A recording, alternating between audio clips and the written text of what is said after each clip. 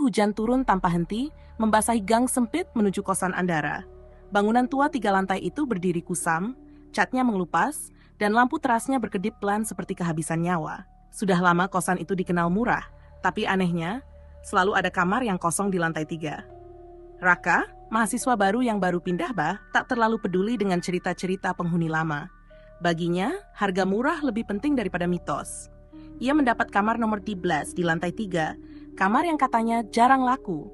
Kalau malam jangan keluar kamar, ucap ibu kos saat menyerahkan kunci. Nadanya datar, tapi matanya seperti menyimpan sesuatu. Raka hanya tertawa kecil. Ia pikir itu hanya cara menakut-nakuti penghuni baru. Malam pertama, semuanya terasa normal. Hanya suara hujan dan angin yang menyusup lewat celah jendela. Hingga tepat pukul 2:11 dini hari, terdengar suara langkah kaki di lorong. Tok, tok, tok, pelan. Tidak tergesa. Seperti seseorang berjalan sambil menyeret sesuatu. Raka terbangun. Ia menahan napas, mencoba mendengarkan lebih jelas. Langkah itu berhenti tepat di depan pintunya. Sunyi. Lalu terdengar suara garukan. Seolah kuku panjang menggesek kayu pintu. Raka mencoba berpikir rasional. Palingan kucing, gumamnya pelan. Tapi kemudian, dari bawah pintu muncul bayangan tipis. Tinggi, kurus, tidak bergerak. Raka membeku. Ia tahu, itu bukan kucing. Perlahan, gagang pintu bergerak sendiri. Ceklek, pintu terbuka sedikit. Di celah gelap itu terlihat sosok tinggi kurus dengan kulit pucat seperti kertas basah. Matanya cekung, hitam pekat dan mulutnya tersenyum terlalu lebar, tidak wajar. Tubuhnya terlalu kurus, seperti tidak punya daging, hanya tulang yang dibungkus kulit. Ia tidak masuk, hanya berdiri, menatap, dan berbisik dengan suara serak yang hampir tak terdengar. Kamar ini dulu punyaku. Raka berteriak dan menutup pintu sekuat tenaga. Ia mengunci, mendorong lemari ke depan pintu dan duduk gemetar sampai pagi. Keesokan harinya ia langsung menemui penghuni lama. Mas, di sini ada orang kurus tinggi nggak sih? Tanyanya dengan suara gemetar. Wajah penghuni itu langsung pucat. Kamu lihat dia ya? Raka mengangguk pelan. Itu bukan orang. Jawabnya lirih. Dulu ada penghuni lama di kamar 13. Dia sakit parah, nggak pernah keluar kamar. Makin hari makin kurus, sampai akhirnya ditemukan meninggal sendirian. Tapi sejak itu, dia nggak pernah benar-benar pergi. Raka menelan ludah. Kenapa masih ada yang dikasih kamar itu? Penghuni itu menatapnya lama. Karena dia nggak suka kamarnya kosong. Malam kedua, Raka mencoba mengabaikan semuanya. Ia menutup pintu rapat dan menyalakan lampu terang. Jam menunjukkan Sol 2:13 lagi. Lampu tiba-tiba mati, gelap total, dan dari belakangnya terdengar suara napas. Dekat sekali, bukan dari pintu, tapi dari dalam kamar. Perlahan, sesuatu berbisik tepat di telinganya. Aku nggak suka berbagi. Raka membeku, karena ia sadar malam ini si kurus tidak lagi di luar. Ia sudah masuk. Dan aku tidak pernah percaya cerita aneh. Sampai aku bekerja sebagai penjaga malam di sebuah museum tua di pinggir kota. Bangunannya besar, sunyi, dan dipenuhi koleksi benda-benda kuno yang sudah berumur ratusan tahun. Orang-orang sering bilang, jangan lama-lama di sana saat malam. Aku cuma menganggap itu lelucon. Malam pertamaku berjalan biasa.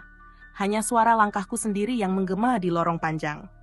Lampu-lampu kuning redup membuat bayangan patung terlihat seperti bergerak.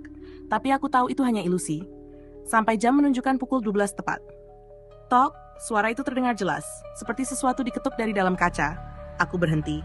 Menahan napas. Tok, tok. Kali ini lebih keras. Berasal dari ruang pamer patung manusia. Dengan langkah pelan, aku mendekat. Di ruangan itu ada beberapa patung lilin berukuran manusia. Wajahnya sangat realistis, terlalu realistis. Seolah mereka sedang menatapku. Aku menyinari satu persatu dengan senter. Semua diam, semua normal. Aku menghela napas. Mungkin cuma suara pipa atau kayu lama. Aku berbalik. Tok! Aku langsung menoleh lagi. Salah satu patung, posisinya berubah. Tadi tangannya di samping tubuh. Sedikit terangkat. Aku membeku. Tidak mungkin, bisikku. Aku mundur perlahan. Jantungku berdetak semakin cepat. Lalu terdengar suara lain. Seret, seret. Seperti langkah kaki diseret di lantai. Tapi aku sendirian. Atau setidaknya, seharusnya begitu. Aku berlari keluar dari ruangan itu, mencoba menenangkan diri. Tapi saat aku sampai di lorong utama, aku sadar sesuatu yang lebih mengerikan. Semua patung yang tadi diam, sekarang menghadap ke arahku. Padahal sebelumnya tidak. Aku merasa diperhatikan, dikepung. Lampu tiba-tiba berkedip. 1, 2, 3 kali, gelap. Saat lampu menyala kembali, mereka lebih dekat. Jarak antara aku dan patung-patung itu berkurang beberapa meter. Aku tidak berani bergerak, tidak berani berkedip. Karena setiap kali aku berkedip, mereka seperti maju sedikit lagi. Keluar, bisikku pada diri sendiri. Aku berlari menuju pintu keluar utama, tapi pintunya terkunci, padahal aku tidak pernah menguncinya dari dalam. Suara napas mulai terdengar di belakangku, bukan satu, banyak. Pelan, berat, dingin. Aku tidak berani menoleh. Sampai akhirnya, seseorang berbisik tepat di telingaku. Kamu sekarang bagian dari koleksi kami. Aku menjerit dan mencoba kabur, tapi kakiku seperti ditahan sesuatu. Dingin, keras, seperti banyak tangan menarikku. Lampu padam lagi, dan kali ini tidak menyala lagi.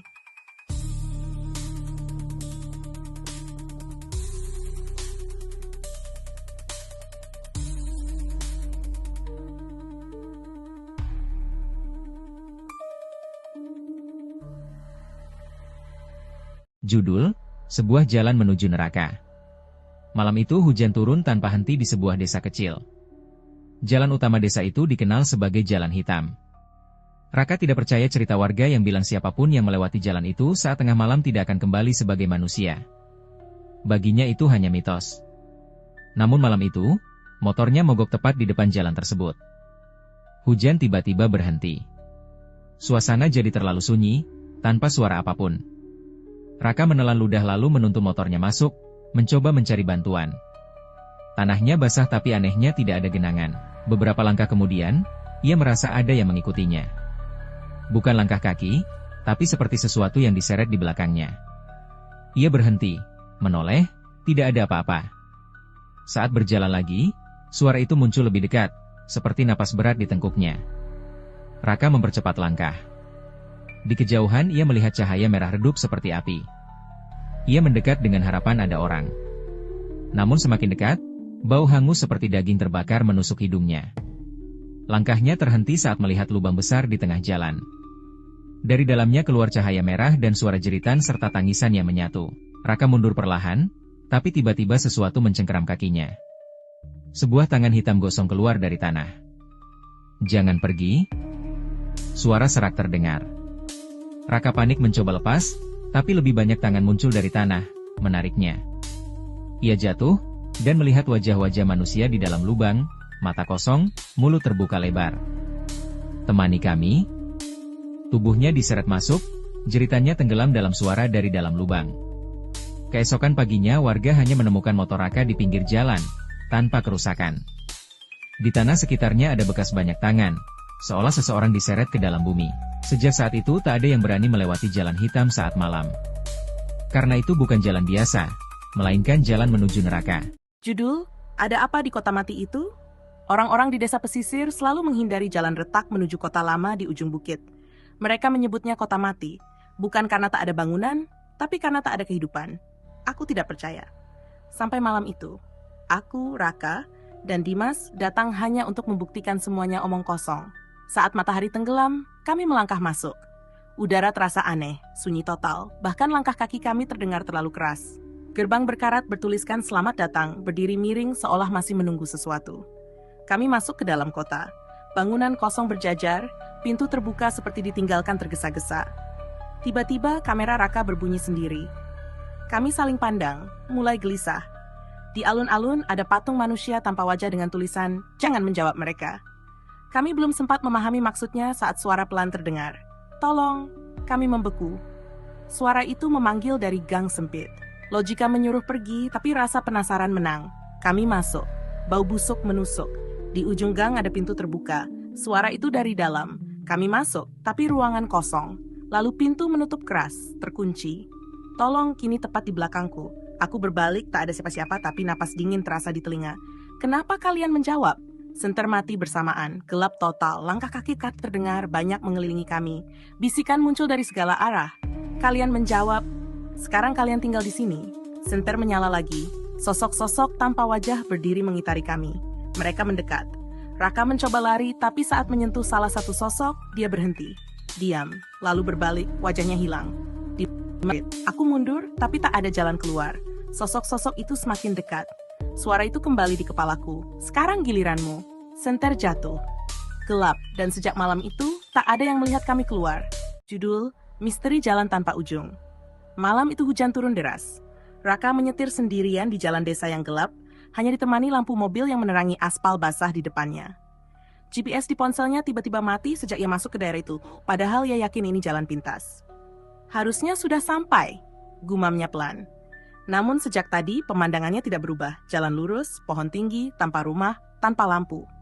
Di kejauhan, muncul sosok wanita berdiri di tengah jalan. Raka memperlambat mobil. Wanita itu membelakangi, rambut panjangnya basah, baju putihnya menempel di tubuh.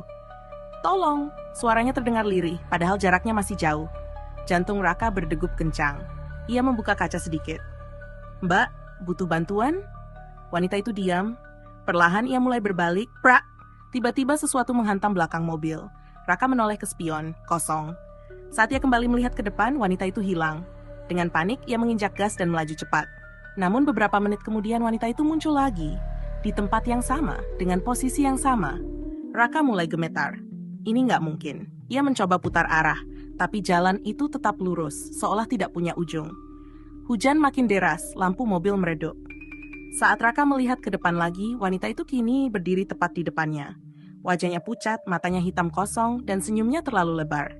Mobil tiba-tiba mati, mesin tidak bisa dinyalakan. Lalu terdengar ketukan di jendela. Tok, tok. Perlahan Raka menoleh. Wanita itu sudah di sampingnya, wajahnya menempel di kaca. "Sudah lama, aku menunggu teman," bisiknya. Seketika semua gelap. Keesokan harinya, warga menemukan mobil Raka di pinggir jalan dalam keadaan terkunci. Tidak ada tanda kerusakan. Tapi Raka hilang tanpa jejak. Sejak saat itu, jalan itu dikenal sebagai jalan tanpa ujung. Konon, siapapun yang melewatinya saat hujan malam tidak akan pernah benar-benar keluar. Asal-usul bocil kematian. Di sebuah kampung kecil di pinggiran kota, ada satu gang sempit yang selalu dihindari warga saat malam tiba. Bukan tanpa alasan. Di ujung gang itu berdiri sebuah rumah tua kosong. Catnya mengelupas, jendelanya pecah, dan pintunya selalu terbuka sedikit, seolah mengundang siapa saja untuk masuk. Warga menyebutnya rumah bocil kematian. Konon, dulu rumah itu dihuni oleh seorang anak kecil bernama Raka. Umurnya baru sekitar 7 tahun. Ia dikenal pendiam, jarang bermain dengan anak lain, dan sering terlihat sendirian di teras rumah, menatap kosong ke arah jalan. Yang aneh, setiap kali ada anak yang mencoba mendekatinya, Raka hanya tersenyum. Senyum yang terlalu lebar untuk anak seusianya. Suatu malam, terjadi kebakaran di rumah itu. Api melahap habis seluruh bangunan. Warga berbondong-bondong memadamkan api, tapi semuanya terlambat. Orang tua Raka ditemukan meninggal di dalam rumah. Tapi Raka tidak pernah ditemukan. Sejak kejadian itu, gang tersebut berubah. Setiap tengah malam sering terdengar suara bola memantul pelan, tok tok tok. Padahal tidak ada anak-anak yang berani bermain di sana lagi. Beberapa tahun berlalu. Sampai suatu malam, seorang remaja bernama Ardi pulang larut. Ia memilih jalan pintas melewati gang itu, meskipun sudah diperingatkan berkali-kali oleh warga. Awalnya semuanya terasa normal. Sampai ia mendengar suara bola, tok-tok. Ardi berhenti. "Siapa itu?" tanyanya pelan. Tidak ada jawaban, tapi suara itu semakin dekat. Tok, tok. Dari arah rumah tua muncul seorang anak kecil. Tubuhnya kurus, bajunya lusuh dan seperti terbakar di beberapa bagian. Wajahnya tertutup bayangan, tapi matanya terlihat jelas, kosong, hitam, tanpa kehidupan. Di tangannya, ia memegang bola karet yang sudah gosong. Anak itu menatap Ardi, lalu tersenyum. Senyum yang terlalu lebar. "Main? Yuk!" Suaranya lirih, serak, seperti berasal dari tenggorokan yang terbakar.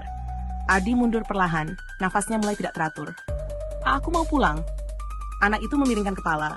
Bola di tangannya jatuh, tapi tidak memantul. Diam.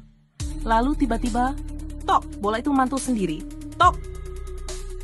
Suara itu kini mengelilingi Ardi dari segala arah. Gelap di gang itu terasa semakin pekat. Saat Ardi menoleh kembali ke arah anak itu, ia sudah berdiri tepat di depan wajahnya, terlalu dekat. Kulitnya terlihat hangus. Bau gosong menyengat. Dan dari mulutnya yang terbuka lebar keluar asap tipis. "Kalau main harus selesai," bisiknya. Keesokan paginya, warga menemukan Ardi tergeletak di depan rumah tua itu. Tubuhnya dingin, tidak ada luka, tapi wajahnya membeku dalam ekspresi ketakutan yang luar biasa. Judul, Bisikan dari Patung Batu. Malam itu, Ardi tidak percaya pada cerita-cerita lama. Baginya urban legend hanyalah bumbu wisata agar turis tertarik datang ke pulau kecil di Yunani, tempat ia menginap. Penduduk setempat sempat memperingatkannya tentang sebuah patung tua di ujung desa. Patung wanita berwajah cantik namun dingin yang berdiri menghadap laut. Mereka menyebutnya peninggalan kutukan kuno. Konon patung itu dulunya adalah seorang wanita yang dikutuk karena menolak dewa. Siapapun yang menatap matanya terlalu lama akan mendengar bisikan dan tidak pernah sama lagi. Ardi hanya tertawa. Rasa penasaran mengalahkan logikanya. Menjelang tengah malam ia berjalan sendirian menuju tepi tebing. Angin laut berhembus dingin, ombak menghantam batu karang di bawah. Di sana berdiri patung itu, tinggi dan sunyi, matanya kosong namun terasa hidup. Ardi mendekat, mengeluarkan ponsel dan memotret. Saat melihat hasilnya, jantungnya berdegup kencang. Mata patung itu tidak lagi kosong, ada bayangan hitam bergerak di dalamnya. Ia menurunkan ponsel perlahan. "Lihat aku." Suara itu muncul tepat di telinganya. Ardi menoleh panik, tak ada siapapun. "Kau sudah datang." Napasnya memburu, kakinya mencoba mundur tapi tubuhnya terasa berat.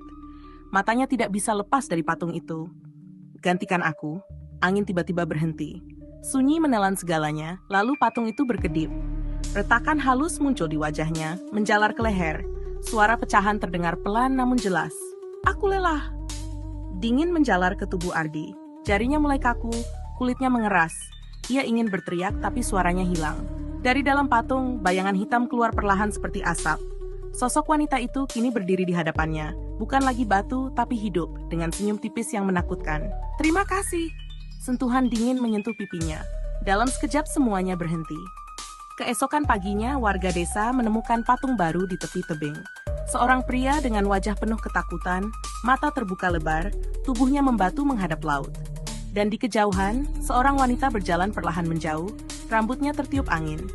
Sejak itu peringatan baru muncul. Jangan pernah datang ke tebing saat malam, karena patung itu selalu mencari pengganti.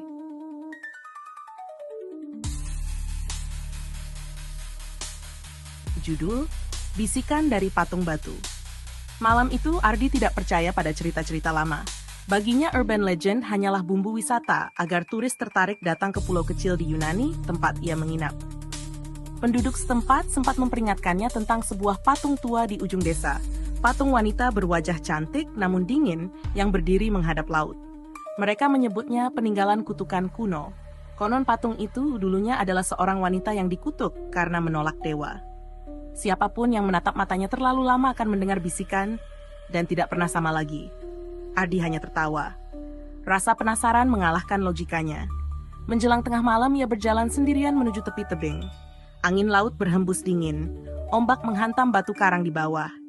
Di sana berdiri patung itu, tinggi dan sunyi, matanya kosong namun terasa hidup. Ardi mendekat, mengeluarkan ponsel dan memotret. Saat melihat hasilnya, jantungnya berdegup kencang. Mata patung itu tidak.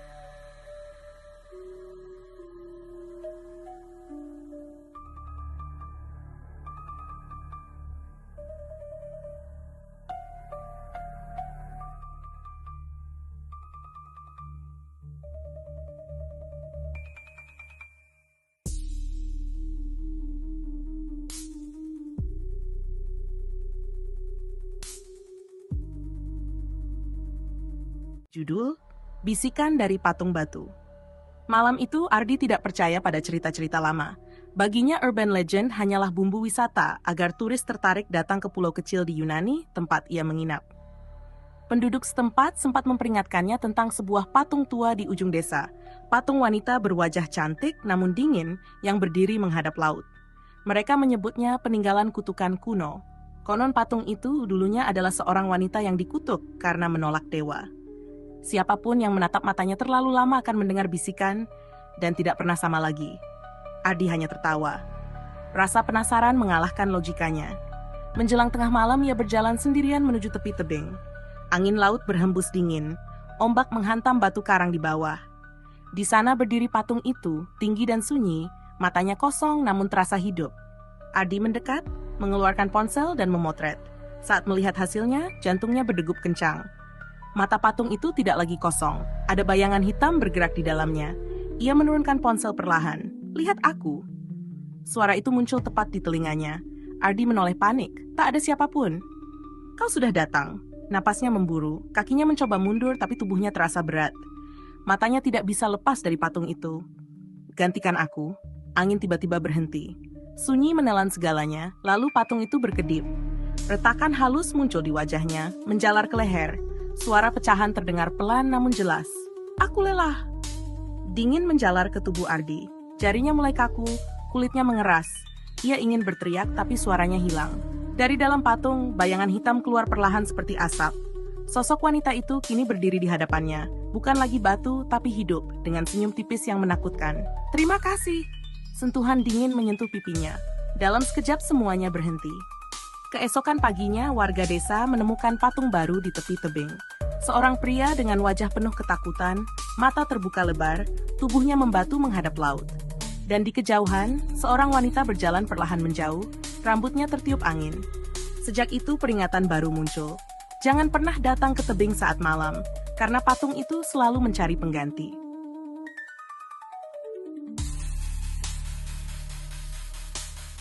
Judul, Bisikan dari Patung Batu. Malam itu Ardi tidak percaya pada cerita-cerita lama.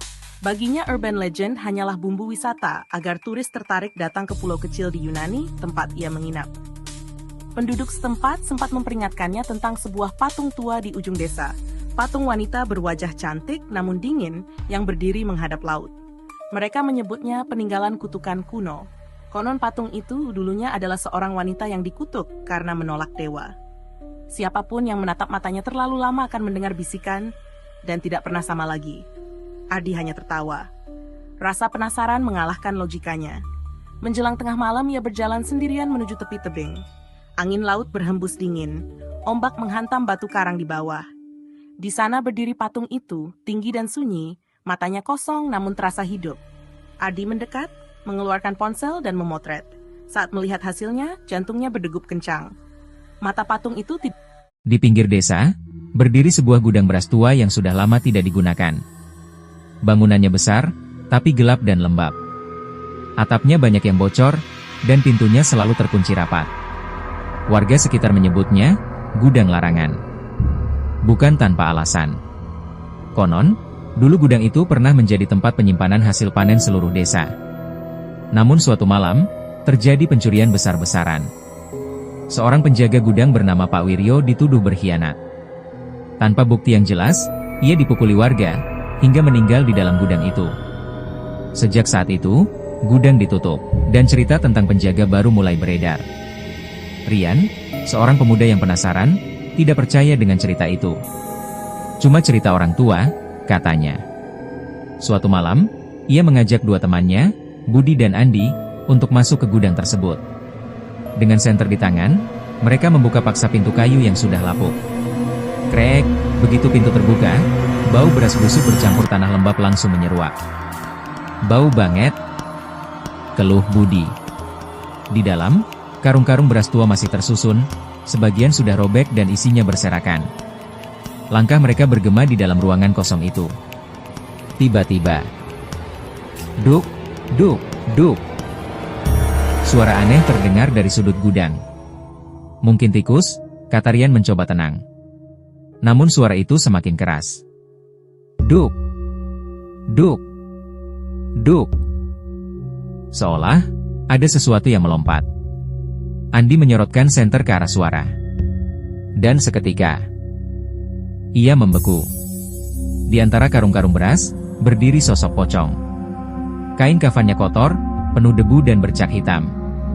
Wajahnya pucat, matanya kosong menatap lurus ke arah mereka. Rian. Suara Andi gemetar. Rian menoleh, dan tubuhnya langsung kaku. Pocong itu melompat. Duk. Semakin dekat. Duk. Budi panik. Lari, mereka bertiga berbalik dan berlari menuju pintu. Namun, pintu tertutup. "Bukannya gimana ini?" teriak Rian panik. Dari belakang, duk, duk, duk. Suara itu semakin dekat. Andi memberanikan diri menoleh. Dan kali ini, bukan satu, ada banyak. Puluhan pocong berdiri di dalam gudang, seolah menjaga tempat itu. Salah satu dari mereka melompat lebih dekat, wajahnya mulai terlihat jelas. Dan tiba-tiba, "Kalian mau mencuri juga?" Suara itu berat, serak, penuh dendam. Rian gemetar. "Kita bukan pencuri, kita cuma..." Belum sempat selesai, pocong itu melompat tepat di depan mereka. Duk! Semua yang masuk ke sini tidak akan keluar. Lampu senter tiba-tiba mati. Gelap. Hanya suara lompatan dan jeritan yang menggema di dalam gudang. Keesokan paginya, warga menemukan pintu gudang terbuka. Di dalam, tidak ada siapa-siapa. Hanya jejak kaki dan karung beras yang tersusun rapi kembali. Seolah tidak pernah ada yang masuk. Namun sejak malam itu, suara di gudang semakin sering terdengar. Dan warga tahu, penjaga gudang itu kini tidak sendiri lagi. Di sebuah desa kecil yang dikelilingi hutan lebat, ada satu tempat yang selalu dihindari warga. Sebuah sumur tua di belakang rumah kosong milik keluarga yang telah lama menghilang. Sumur itu sudah ditutup dengan papan kayu lapuk. Lumut tumbuh di sekelilingnya, dan bau lembab selalu tercium, bahkan dari kejauhan. Konon, setiap malam Jumat, terdengar suara tangisan dari dalam sumur itu. Warga memilih diam. Tidak ada yang berani mendekat. Namun tidak dengan Dimas. Sebagai pemuda yang baru kembali ke desa setelah bertahun-tahun merantau, ia menganggap cerita itu hanya mitos. Cuma suara angin, katanya santai. Malam itu, tepat pukul 12, Dimas berjalan menuju sumur tua itu. Senter di tangannya menjadi satu-satunya cahaya di tengah gelap pekat. Langkahnya terhenti saat ia mendengar sesuatu. Hiks, Hiks, tolong. Suara tangisan perempuan. Dimas menelan ludah. Suara itu jelas, berasal dari dalam sumur. Dengan ragu, ia membuka papan penutup yang sudah rapuh. Krek, saat terbuka, bau busuk langsung menyergap. Dimas menyorotkan senter ke dalam. Gelap. Terlalu dalam untuk dilihat. Tolong, aku di sini. Suara itu kembali terdengar, kali ini lebih jelas. Siapa kamu? Tanya Dimas dengan suara gemetar. Tak ada jawaban. Hanya tangisan yang makin pilu. Entah kenapa, Dimas merasa harus menolong. Ia mengambil tali tua di dekat sumur dan mengikatkannya di pohon. Aku turun ya, tahan sedikit. Katanya. Perlahan, ia menuruni sumur itu. Semakin ke bawah, udara semakin dingin. Dinding sumur terasa basah dan licin. Tangisan itu semakin dekat. Namun anehnya, tidak ada air di dasar sumur. Hanya tanah kering, dan bau busuk yang menyengat. Senter Dimas menyapu sekitar. Kosong. Loh, tadi suaranya di mana? Gumamnya. Tiba-tiba. Tolong, di belakangmu. Dimas membeku. Dengan perlahan, ia menoleh. Dan saat senter mengarah, sosok perempuan berdiri tepat di belakangnya. Wajahnya pucat, matanya kosong, dan rambutnya panjang menutupi sebagian wajah. Tubuhnya penuh luka, seolah pernah diseret. Dimas terjatuh, panik. Kamu, siapa? Perempuan itu tidak menjawab. Ia hanya menunjuk ke atas, ke mulut sumur. Dimas mengikuti arah itu. Dan darahnya seketika membeku. Di atas, seseorang sedang memegang tali. Seseorang, yang wajahnya sama persis dengan dirinya sendiri. Sosok itu tersenyum pelan, lalu melepaskan tali. Tidak, teriak Dimas. Tali itu jatuh ke bawah. Senter padam. Gelap. Tangisan berubah menjadi tawa. Dan malam itu, suara dari sumur tua itu tidak lagi menangis, melainkan tertawa. Keesokan paginya, warga menemukan papan sumur terbuka. Namun tidak ada jejak Dimas. Sejak saat itu, suara dari sumur kembali seperti semula. Tangisan pilu, menunggu korban berikutnya. Malam itu, hujan turun tanpa henti sejak senja. Jalan tanah menuju desa itu berubah menjadi lumpur licin yang seolah menahan siapapun untuk datang atau pergi. Raka, seorang pemuda nekat, tetap melangkah masuk. Ia datang bukan tanpa alasan. Adiknya, Sinta, hilang tanpa jejak 3 hari lalu. Satu-satunya petunjuk hanyalah bisikan warga sekitar, bahwa Sinta terakhir terlihat menuju sebuah tempat yang disebut Desa Terlarang. Konon, desa itu sudah lama ditinggalkan. Tidak ada listrik, tidak ada suara kehidupan, tapi anehnya, setiap beberapa tahun sekali, selalu ada orang hilang yang dikaitkan dengan tempat itu. Saat Raka memasuki gerbang kayu lapuk yang hampir roboh, suasana langsung berubah. Udara terasa dingin menusuk, dan sunyi, terlalu sunyi. Bahkan suara hujan seperti menghilang. "Sin, Thea," panggil Raka pelan. Tak ada jawaban. Langkahnya terhenti di sebuah rumah tua yang tampak paling utuh di antara bangunan lain. Pintu rumah itu terbuka sedikit, berderit pelan seolah memanggil. Dengan tangan gemetar, Raka mendorongnya. Di dalam, gelap. Namun di tengah ruangan, ada sebuah altar batu. Di atasnya, terdapat kain putih yang sudah menguning, dan bercak merah tua yang belum benar-benar kering. Tiba-tiba, "Kat!"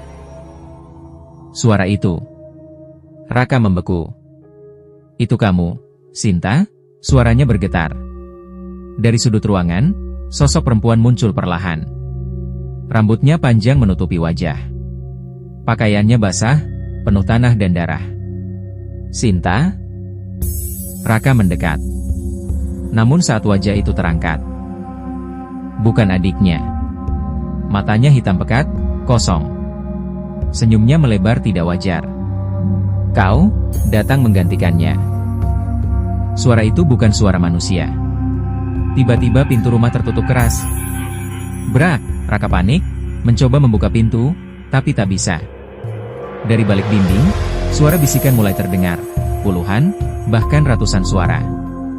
Tumbal, tumbal, tumbal. Lantai rumah bergetar. Dari bawah altar, tangan-tangan pucat mulai keluar, meraih kaki Raka. Ia berteriak, berusaha melepaskan diri. Namun sia-sia. Sosok perempuan itu mendekat, lalu berbisik di telinganya. "Desa ini selalu butuh satu nyawa, dan malam ini, giliranmu." Jeritan Raka menggema, lalu tiba-tiba, hening. Keesokan paginya, desa itu kembali kosong. Tak ada jejak Raka. Tak ada suara. Hanya satu hal yang berubah. Di atas altar batu, kini ada dua kain putih, dengan bercak darah yang masih basah. Dan di kejauhan, suara bisikan itu kembali terdengar. "Belum cukup."